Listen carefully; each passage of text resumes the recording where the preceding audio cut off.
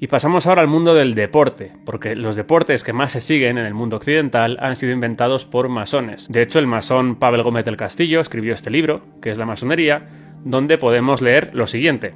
Los masones han tenido un papel protagónico en la fundación de dos deportes, el fútbol y el baloncesto.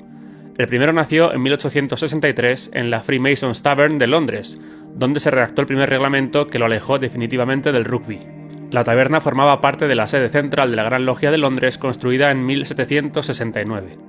Muy cerca existe un pub llamado The Freemasons Arms, heredero de la taberna original. Equipos como el Manchester City o el Liverpool fueron sostenidos en sus orígenes por logias inglesas. De hecho, si nos fijamos en el escudo del City, podemos ver que hay una flor con forma de pentágono. Y además es un pentágono apuntando hacia arriba, que esto es justo lo que se ve en medio de un pentagrama invertido, de una estrella invertida. Y en relación al baloncesto, esto es lo que dice Pavel Gómez del Castillo. El baloncesto fue creado en 1891 por el maestro masón e instructor de educación física canadiense James Naismith, que buscaba una actividad deportiva que pudiese jugarse a cubierto para entrenar en los meses fríos del año.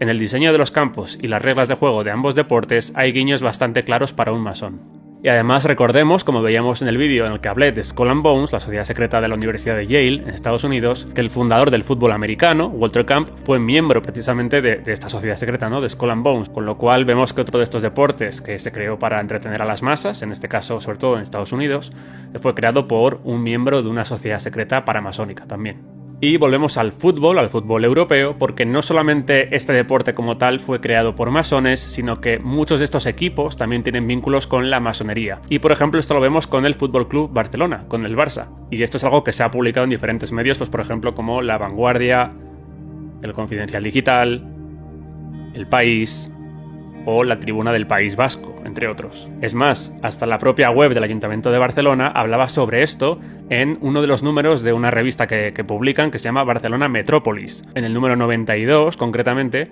publicaron un artículo titulado Con discreción tras los masones.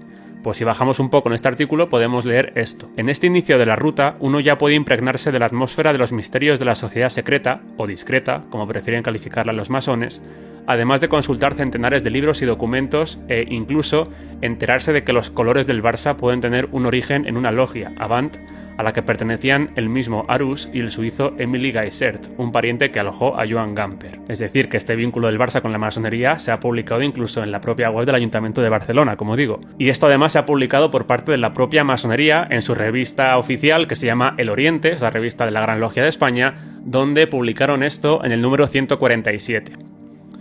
La fundación del Barça tuvo estrechos vínculos con la masonería. El más importante tiene que ver con el origen de sus colores, que algunas teorías atribuyen a la masonería. En una de las salas de la biblioteca Arús, uno de los centros de estudio más importantes sobre la masonería en Barcelona, se conserva un dibujo de la respetable logia Avant, donde puede verse su escudo de franjas azules y rojas coronado por la escuadra y el compás. A esta respetable logia, que tuvo un papel relevante en la difusión de la masonería en Cataluña en el siglo XIX, pertenecía Émile Gaissert, delegado de la compañía de seguros Zurich en Barcelona, masón y pariente del fundador del Barça, Hans Max Gamper, que se alojó en su casa de Sant Gervasi cuando llegó a la ciudad, lo mismo que publicaba el Ayuntamiento de Barcelona, o sea que todos los caminos conducen a eso, ¿no? Y cuando hablan particularmente de que los colores del Barça son masónicos, hacen alusión al Arco Real, donde vemos que efectivamente encontramos estos colores, ¿no? Y vemos más guiños del Barça al ocultismo o a símbolos masónicos, ¿no? Por ejemplo, en uno de los clásicos contra el Real Madrid, llevaron en su camiseta el logo de Drake, que hemos visto que era el búho. Esto lo hicieron para promocionar la alianza que el Barça tiene con Spotify, que es su patrocinador, pero de entre todos los artistas musicales del mundo, eligieron particularmente el logo de Drake, que es un búho. Sabemos el búho lo que significa. También hemos visto, por ejemplo, a Joan Laporta, el presidente actual del Barça, dando la mano como se hace en el ritual masónico de la cadena de unión, con los brazos cruzados. Pero no solamente hablamos del Barça, hay otros equipos, por ejemplo, como el River Plate en Argentina, que también tienen orígenes masónicos.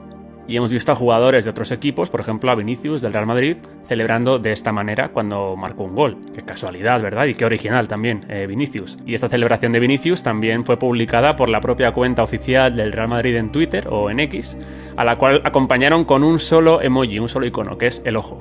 Y también vemos simbolismo incluso en el propio balón de fútbol. Podemos ver que el logo de la Champions aparece casualmente en una estrella invertida. En cuanto al baloncesto, pues se sabe que Shaquille O'Neal es masón, por ejemplo, reconocido por él. Aquí lo vemos también con su mandil.